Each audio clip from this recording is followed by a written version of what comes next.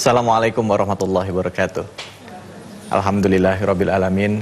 Pemirsa dimanapun saja Anda berada, di hari yang berbahagia ini kita dapat kembali lagi bersilaturahim. Dan tentunya masih di bulan suci ini, bulan suci Ramadan, kita tentunya berharap semoga Allah berikan kekuatan iman bagi kita, sehingga kita bisa menjalankan ibadah saum ini dan juga menambah kualitas ibadah kita dengan ibadah-ibadah yang lainnya. Dan pada kesempatan kali ini, senang sekali saya David Halik bisa menjumpai Anda dalam acara Tafsir Al-Misbah bersama Bapak Quraisyab, pengenal surah Al-An'am. Buat Anda yang baru saja bergabung, selama beberapa episode kita sudah bahas ayat demi ayat. Dan pada episode ini, kami akan membahas ayat ke-42 dari surat Al-An'am. Tentunya bersama guru kita yang sudah hadir di pagi hari ini, yaitu Bapak Quraisyab. Assalamualaikum Bapak. Waalaikumsalam warahmatullahi wabarakatuh. Bagaimana kabar Pak Quraish sekarang? Sehat. Sehat ya Pak Quraish. Banyak hal menarik Pak Quraish yang sudah dibahas dari ayat pertama sampai ayat ke-41 kemarin. Nanti akan dilanjutkan lagi ya Pak Quraish ya. Dan tidak hanya ada guru kita yang kebetulan juga hadir di sini, ada juga ibu-ibu, dan subhanallah jamaah kita yang hadir. Ini yang pertama kali saya sebutkan ini juga dari jauh ternyata, yaitu dari Sulawesi Selatan, Forum Kajian Cinta Al-Quran, dan juga ada ibu-ibu pengajian Al-Mubarakah dan pengajian Nur Syifa Puri Gading. Assalamualaikum warahmatullahi wabarakatuh. Baik Pak Quraish, kita lanjutkan lagi dengan ayat ke-42 dari surah Al-An'am. Iya. A'udzubillahi minasyaitonirrajim. Bismillahirrahmanirrahim. Walaqad arsalna ila umamin min qablik fa akhadnahum bil ba'sa'i wad-dharra'i la'allahum yatadarra'un. Episode yang lalu atau ayat yang lalu itu berbicara tentang doa, ya kan? Doa, kalau kamu mendapat musibah, itu tidak ada selain Allah yang kamu mohonkan agar musibah itu bisa tersingkir dari kamu. Itu ayat yang lalu. Nah, ayat kita ini menyatakan, sungguh kami telah mengutus utusan-utusan, nabi-nabi, rasul-rasul, atau pemberi ingat kepada umat-umat sebelum umatmu, wahai Nabi Muhammad. Tetapi mereka mengabaikan ajakan Rasul dan penganjur-penganjur kebaikan itu. Maka kami fa'akhaznahum, itu maksudnya kami jatuhkan bencana. Kami timpakan kepada mereka al-ba'sa wad-dharra, kesengsaraan dan kemelaratan. Apa itu yang dimaksud dengan kesengsaraan? Boleh jadi kemiskinan, boleh jadi kebodohan. Itu semua kesengsaraan dan kemelaratan. Itu Allah bisa jatuhkan. Nah, untuk apa? Kita dengar lagi di sini. Fa akhadnahum bil ba'sa'i wad-dharra'i la'allahum yatadarra'un. Mudah-mudahan dengan apa yang menimpa mereka itu, mereka mau tunduk, mereka mau patuh, mereka mau merendahkan diri, mereka mau berdoa. Ulama-ulama berkata begini, salah satu yang sangat disukai Allah itu adalah orang berdoa kepadanya. Ma ya'ba'u bikum rabbi laula du'aukum. Tuhan tidak peduli kamu kalau kamu tidak berdoa kepadanya. Ibu, kita cinta anak kita, ya kan? Ya. Nah, paling senang kita kalau anak itu panggil mama, mama, ya kan? Itu kan paling kita terasa begitu. Dia jalan sama kita, Pak, merengek. Tuhan serupa dengan itu. Paling senang. Terkadang bahkan kata ulama, Tuhan sudah mau kasih, tunggu dulu, biar dia merengek lagi. ini ayat kita mengisyaratkan itu. Sengaja Tuhan menjatuhkan bencana, menjatuhkan kemelaratan dan kesengsaraan. Mudah-mudahan mereka mau patuh. Kalau Anda mendapatkan sesuatu yang tidak menyenangkan Anda, jangan duga itu karena otomatis karena Tuhan benci Anda. Tapi boleh jadi dia mau Anda lebih mendekat kepadanya. Nah, ini ayat kita berkata begitu. La'allahum yatadarra'un. Mudah-mudahan dia tidak angkuh. Mudah-mudahan dia datang pada saya. Gitu kan? Oke. Itu tadi Tuhan tidak peduli kalau kita tidak berdoa. Dan kalau doa, desak Tuhan, merengek. Ya. Jangan berkata, Tuhan kalau kamu berkenan beri saya ini. Jangan bilang kalau kamu berkenan. Karena otomatis Anda tidak bisa paksa dia. Ya Allah saya minta ini, saya minta ini. Itu kan kalau di Ka'bah itu kan kita merengek ya. Kalau setengah-setengah mintanya dia tidak kasih. Falaula izja'ahum ba'suna tadarra'u. Seandainya ketika kemelaratan, kesengsaraan itu menimpa mereka, mereka itu merendah, mereka itu berdoa, pasti segera kami singkirkan itu. Hanya persoalannya kan kita tidak doa, persoalannya kan kita angkuh, persoalannya kita tidak mau kembali kepada dia, ya kan? Tadarra'u walakin qasat qulubuhum, tetapi mereka tidak mau dan hati mereka sudah membatu, sudah keras, hatinya udah karatan, tidak mempan lagi dinasehati. Wa zayyana lahumus syaitanu ma kanu ya'malun. Datang lagi setan memperindah buat mereka apa yang mereka lakukan. Jadi pekerjaan buruk dianggap oh ini baik. Itu yang menjadikan itu baik setan. Ada orang menyadari perbuatannya buruk, tapi dia terus lakukan. Ada orang pekerjaannya buruk dianggap baik, ya kan? Ada perokok, dia merokok, dia tahu ini buruk, tapi saya nggak bisa. Itu relatif lebih baik daripada orang berkata merokok ini hebat, ini begini, ya kan? Itu setan memperindah apa yang buruk. Nah, orang-orang ini sudah buruk, mestinya waktu dia buruk dia sadar, ya Allah saya buruk, saya mohon maaf. Iya. Tapi hatinya membatu dan setan memperindah keburukan perbuatan mereka. Nanti kita lihat apa akibatnya. Baik. Setan memperindah dengan kata lain ada memberikan pembenaran terhadap setiap perbuatannya. Ya. Baik, kita akan lanjutkan lagi. Menarik sekali, tetaplah di Tafsir Al-Misbah. Kalau ada orang-orang yang berdosa, yang sudah diperingatkan. Ya, selamat bergabung buat Anda yang baru saja bergabung di Tafsir Al-Misbah, mengenal surah Al-An'am bersama Bapak Quraisy Shihab. Kita sekarang masuk ke ayat 43 tadi. Pak Quraisy mengatakan bahwa hati mereka menjadi keras dan setan pun menjadikan terasa indah apa yang sedang mereka perbuat atau yang mereka lakukan. Silakan Pak Quraisy. Baik. Di selanjutnya ta'ala falamma nasu ma dzukkiru bihi fatahna alaihim abwaaba kulli syai'. Sewaktu mereka melupakan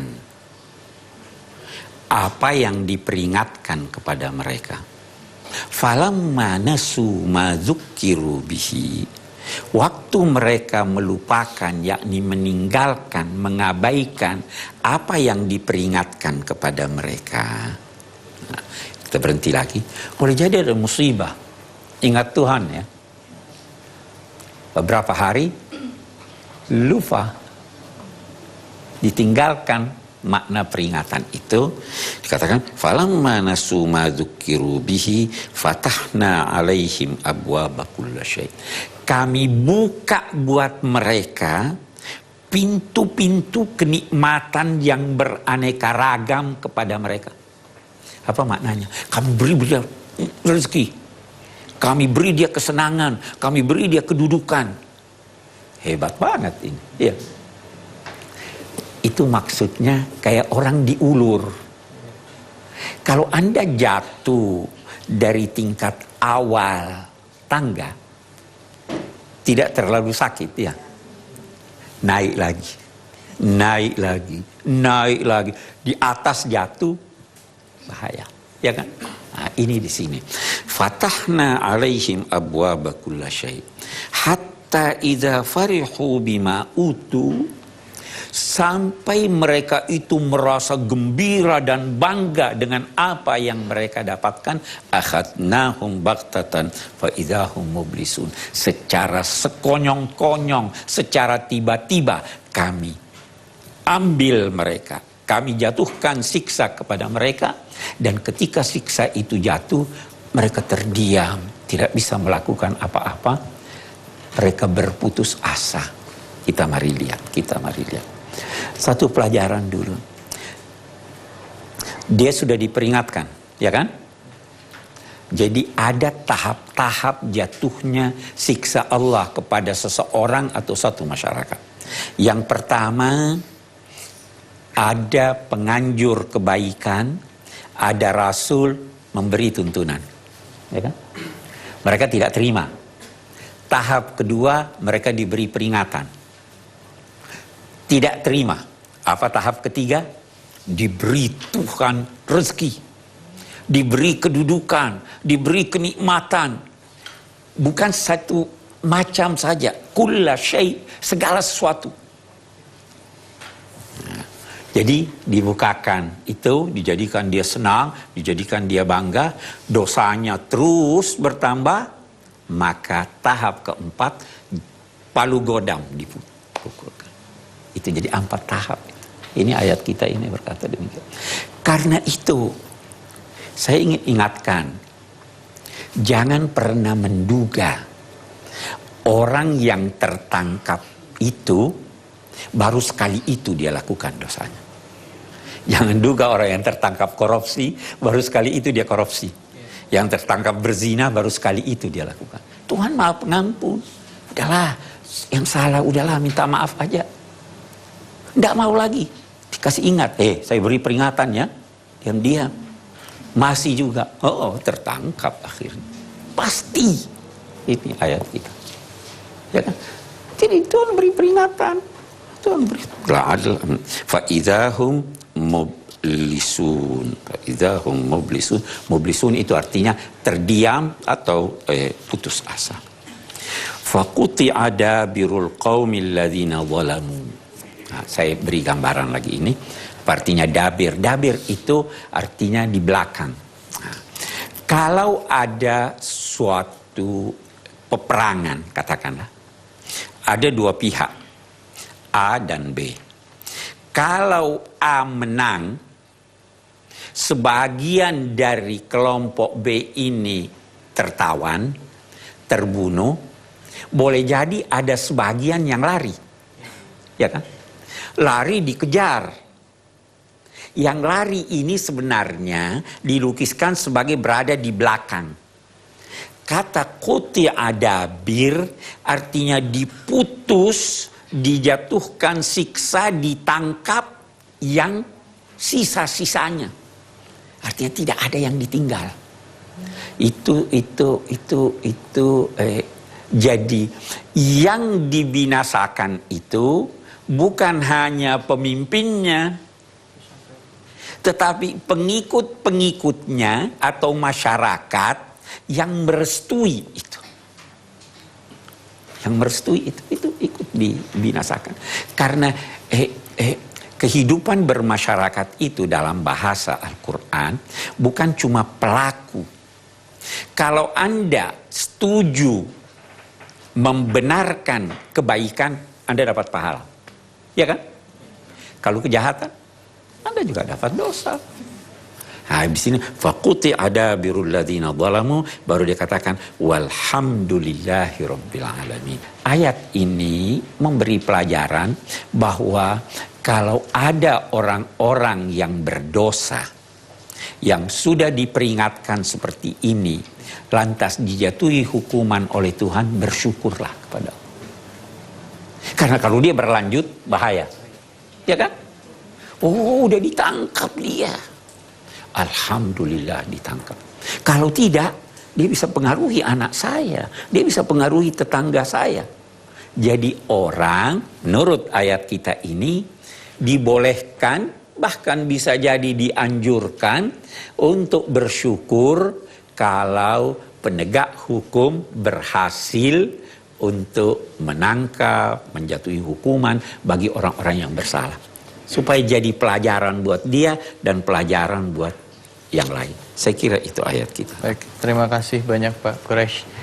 Jangan kemana-mana, Tafsir Al-Misbah akan segera kembali. Zalim itu artinya siapa yang menempatkan. Kita lanjutkan lagi pembahasan untuk mengenal surah Al-An'am. Pak Quraisy, silahkan. Baik.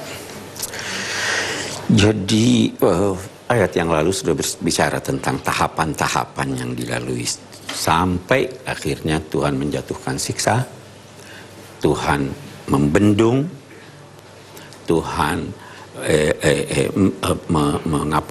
menjadikan yang berdosa itu mendapat sanksi dari Tuhan, dan ketika itu kita dianjurkan untuk mengucapkan Alhamdulillah. Okay.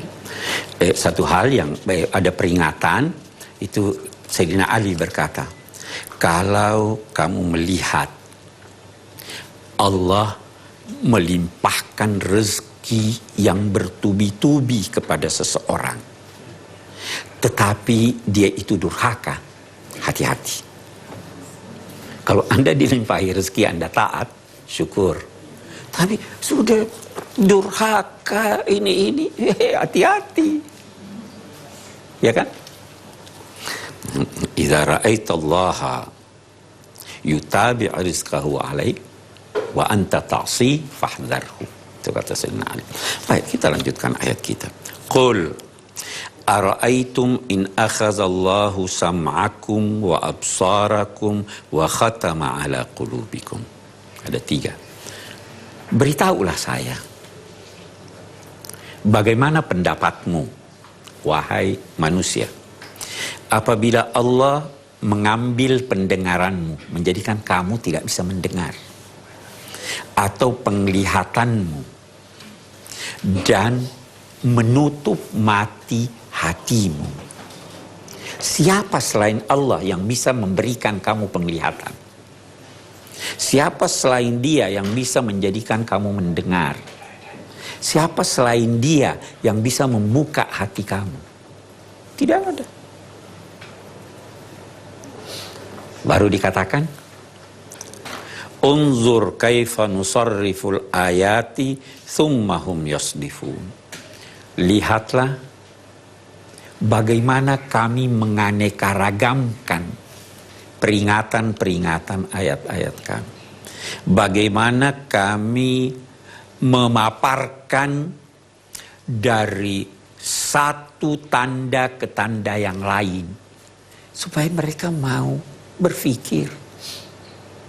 Musibah sekali di Indonesia, ya, sekali di negara ini, sekali di sana, sekali banjir, sekali gempa, ya kan? Itu semua peringatan. Tuhan tidak beri peringatan sekali. Kita juga mungkin pribadi itu dapat peringatan bermacam-macam.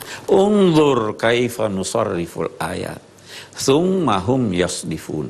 Alangkah anehnya mereka kok masih tetap berpaling. Itu ayat kita. Qul ara'aitakum in atakum azabullahi baqtatan aw jahratan. Coba beritahu aku, coba renungkan, sampaikan kepadaku.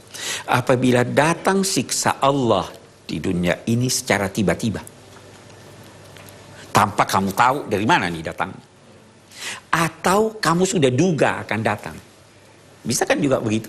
Ara'aitum in atakum azaballahi baqtatan aw jahratan hal yuhlaku illal qaumuz zalimun. Yang binasa itu bukankah cuma orang-orang yang zalim? Nah, kita mau terangkan. Yang pertama dulu, hal yuhlaku, apakah yang dibinasakan? Siapa yang membinasakan? Tapi dia tidak katakan Allah yang membinasakan, ya kan? Apakah yang dibinasakan? Karena boleh jadi Allah secara langsung, boleh jadi juga orang lain yang diperintah Allah untuk membinasakan dia. Ya. Tidakkah hanya orang-orang zalim yang dibinasakan Allah? Nah, kita lihat zalim. Apa artinya zalim?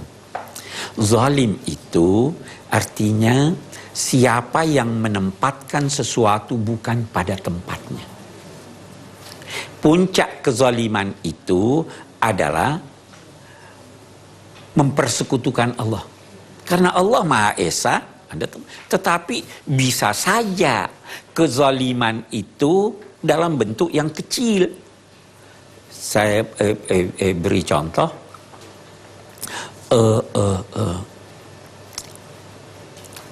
Makan di tempat tidur. Pada tempatnya atau tidak? Tidak. Itu Anda zalim namanya. Ya kan? Itu sebabnya di Sulawesi Selatan saya ingat itu ibu saya. Ini bukan tempat makan. Ada tempatnya. Menghormati orang tua itu tempatnya. Tidak ada yang binasa, tidak ada yang rugi kecuali orang zalim. Bisa jadi dia mengaku muslim, tapi tidak menempatkan sesuatu pada tempatnya, itu juga zalim dan itu juga binasa. Bisa jadi langsung kebinasaan itu dari Allah, bisa jadi melalui orang lain. Ada ayat di dalam Al-Quran menyatakan, wattaqu fitnatan la yusibannal ladzina zalamu minkum khassah. Hati-hatilah terhadap suatu bencana yang tidak hanya menimpa orang-orang yang zalim di antara kamu. Bisa enggak ada orang yang tidak zalim kena bencana? Bisa ya? Bagus, bisa. Itu korban di gempa, ada orang baik. Tapi dia kena. Dia kena, boleh jadi salah satu dari dua. Boleh jadi dia tidak melakukan kezaliman itu, tapi dia merestuinya. Kena. Saya kok enggak apa-apa. Dia yang maki-maki itu. Ya, kenapa? Saya enggak ngomong apa-apa. Dijawab, kamu ada di sampingnya, kamu ketawa-ketawa. Ya kan? Dia tidak menghina, tapi dia ikut mendorong. Anda tahu si A korupsi, Anda diam. Tidak. Nah, kalau Anda jauh dari dia tidak terlibat, bisa jadi juga Anda kena bencana itu, kena getahnya. Tapi yakinlah ketika itu bahwa Anda dijadikan alat oleh Tuhan. Lihat nih, orang baik pun kena. Orang baik ini kena, nanti saya kasih dia ganti di akhirat nanti. Ya kan? Itu yang orang yang kena bencana, gempa dan lain-lain sebagainya. Orang-orang baik itu dijadikan Allah sebagai alatnya untuk mengingatkan orang lain. Ini kamu kena, tidak apa-apa. Nanti saya kasih kamu gantinya di hari kemudian. Wa hal yuhlaku illal qaum az-zalimun. Saya kira itu ayat kita. Ya, baik, terima kasih Pak Quraisy. Bagaimana ibu-ibu, sudah ada yang mau bertanya? Ditahan dulu ya kalau ada pertanyaan. Jangan kemana-mana, kita akan kembali lagi. Saat lagi tentunya tetaplah di Tafsir Al-Misbah. Yakinlah bahwa Allah lagi di Tafsir Al-Misbah mengenal surah Al-An'am bersama Bapak Quraisy Shihab.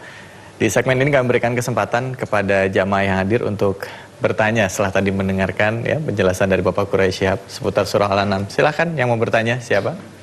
Ya, Ibu, yang di depan. Nama saya Majdah Muhyiddin Zain dari Forum Kajian Cinta Al-Quran Sulawesi Selatan.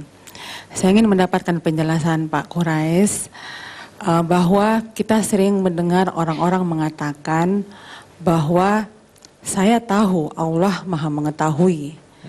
Oleh karena itu saya malu untuk secara terang-terangan meminta kepadanya.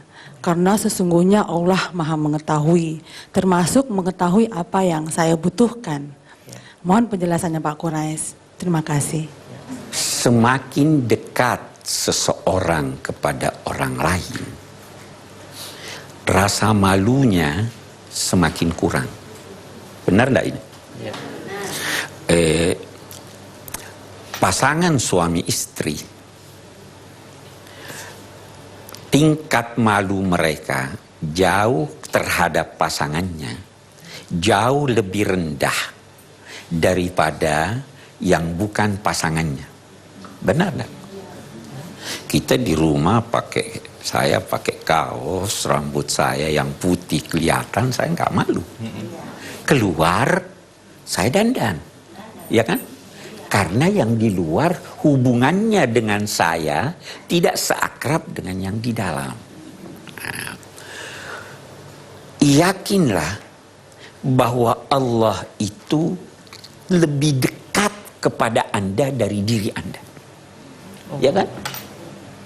Wa huwa aqrabu ilaihi min hablil warid. Allah tahu Anda luar dalam. Karena itu Allah kalau juga tahu Tuhan, Anda tidak perlu malu minta kepadanya. Karena dia udah tahu Anda. Anda mestinya Tuhan tahu, apalagi kita lihat di sini, Tuhan senang kalau Anda minta. Tuhan marah kalau Anda tidak minta. Jadi jangan berkata, oh, saya malu minta.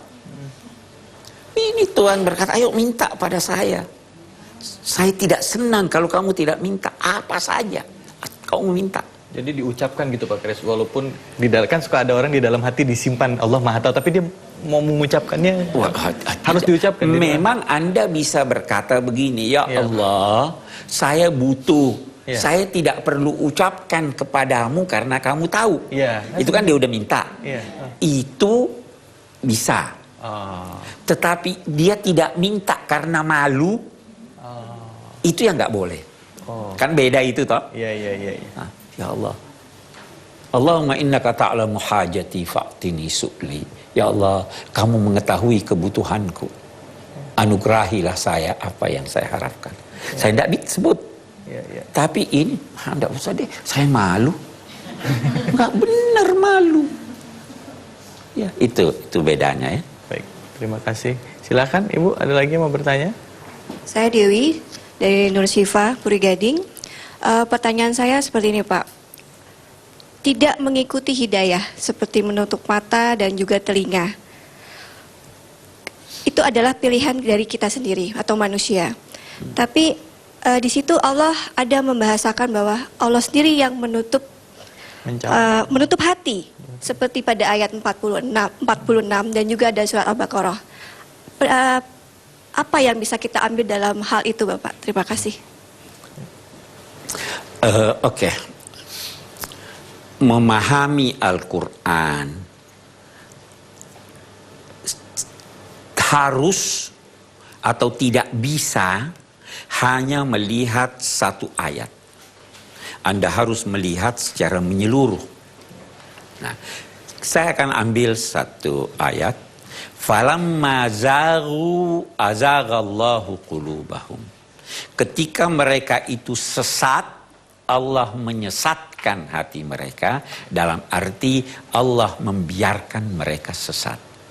Nah, kalau orang mau dapat hidayat, Allah beri dia hidayat. Kalau orang tidak mau, Allah tidak beri dia. Manusia yang paling penting dilakukan oleh manusia adalah mau.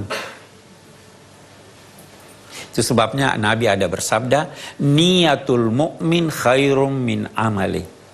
Saya beri contoh. Di depan saya ada satu gelas berisi minuman. Saya mau minum. Bagus. Saya tahu minuman ini air putih. Saya minum minuman keras. Dosa enggak?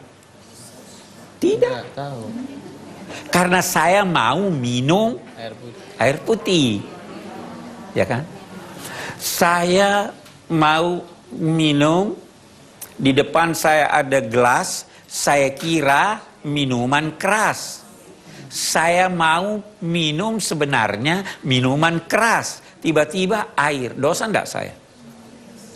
Dosa. Iya, karena hati Anda, kemauan Anda, itu yang terpenting. Mau dulu, Tuhan kasih Anda jalan. Karena tidak mau dapat hidayah, Allah biarkan dia, silakan, kamu enggak mau.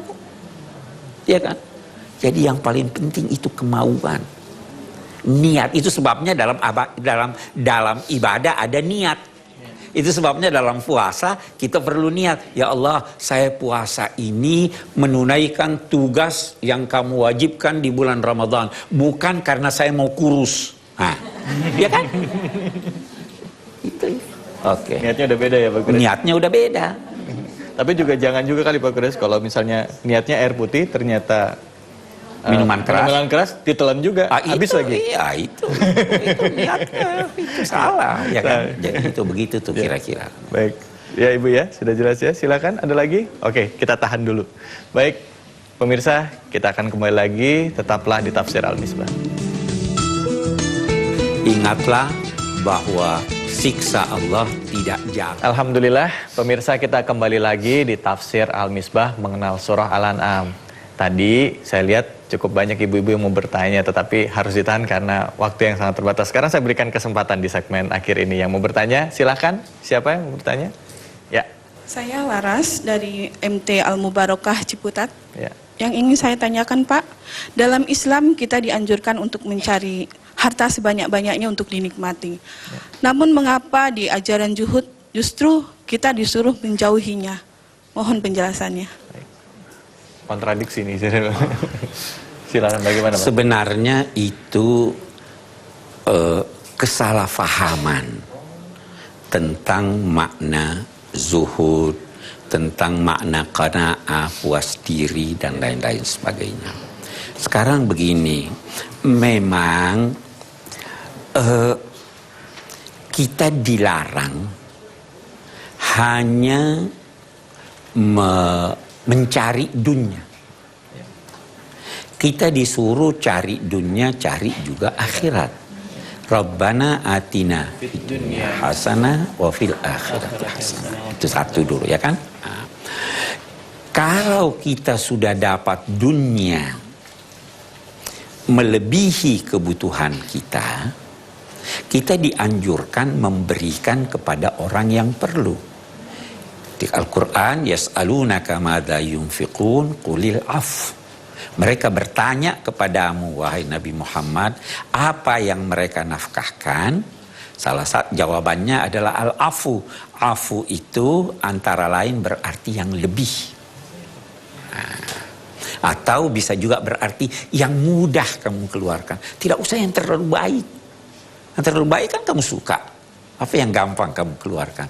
Ah, itu misalnya baju yang di lemari itu Bu, yang nggak dipakai lagi, kasih orang. Oke.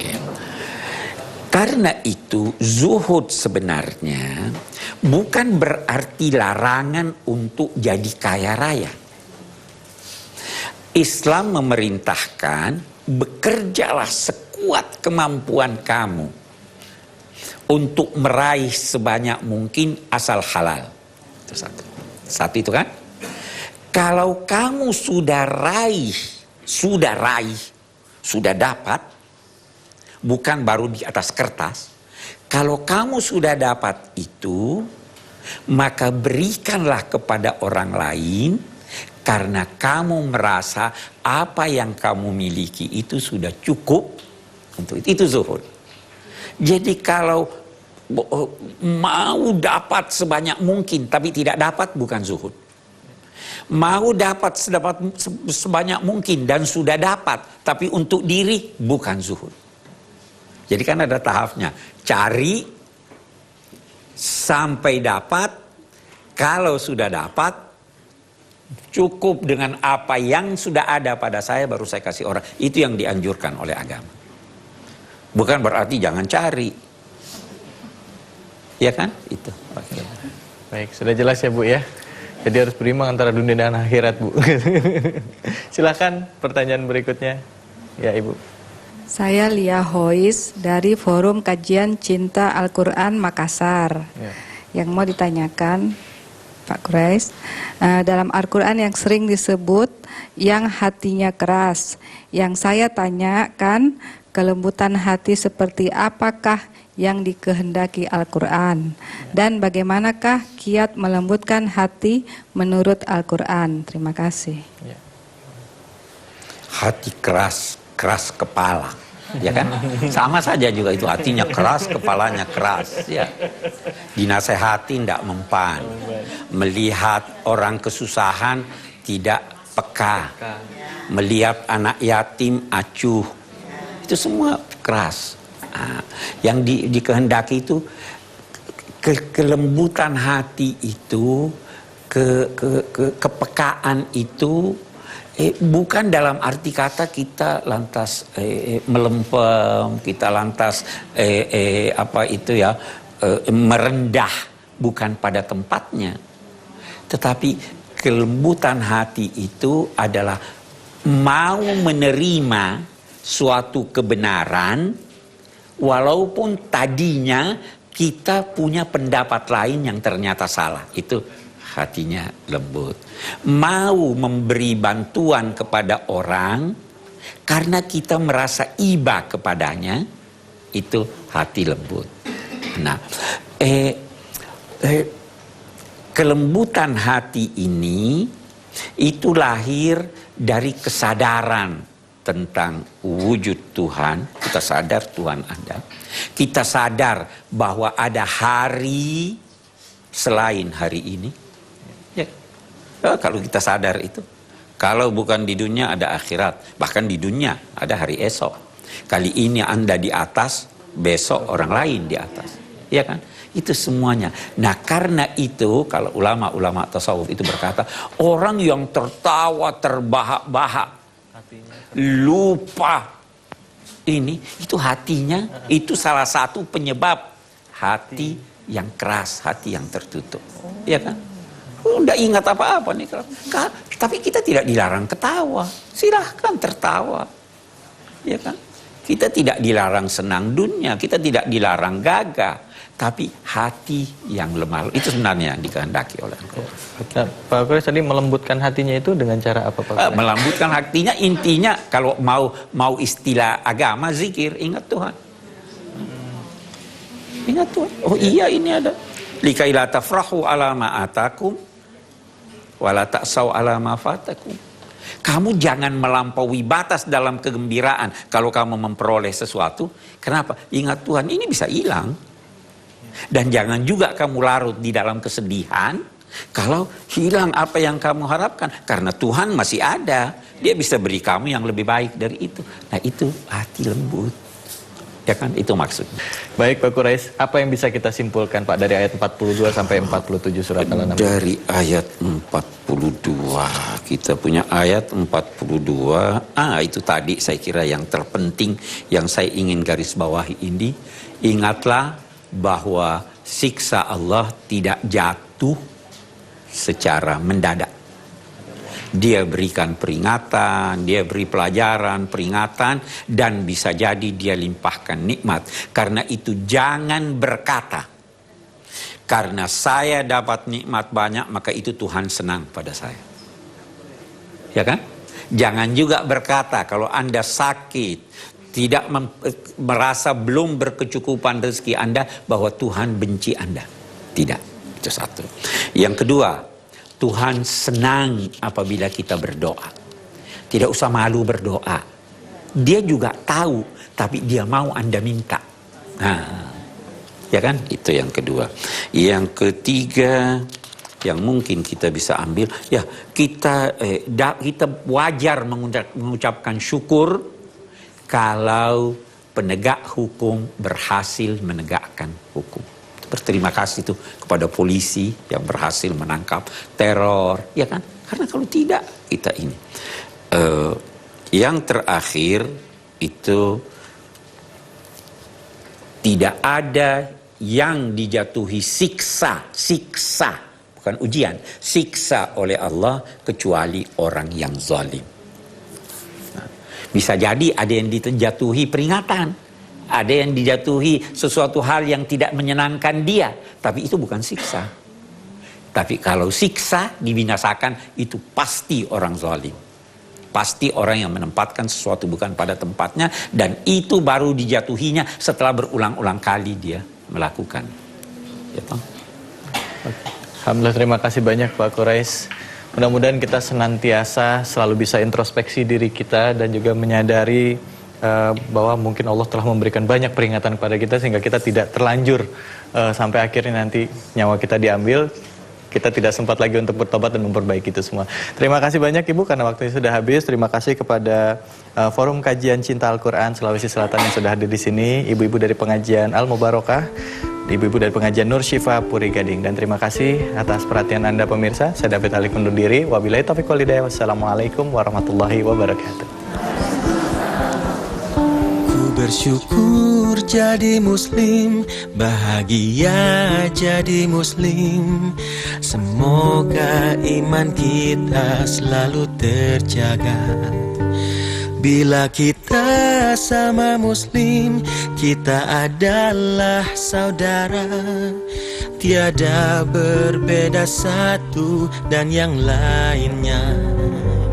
Bila ada yang berbeda atau ada khilafiyah, bukan berarti kita harus berpisah. Bila ada yang tak sama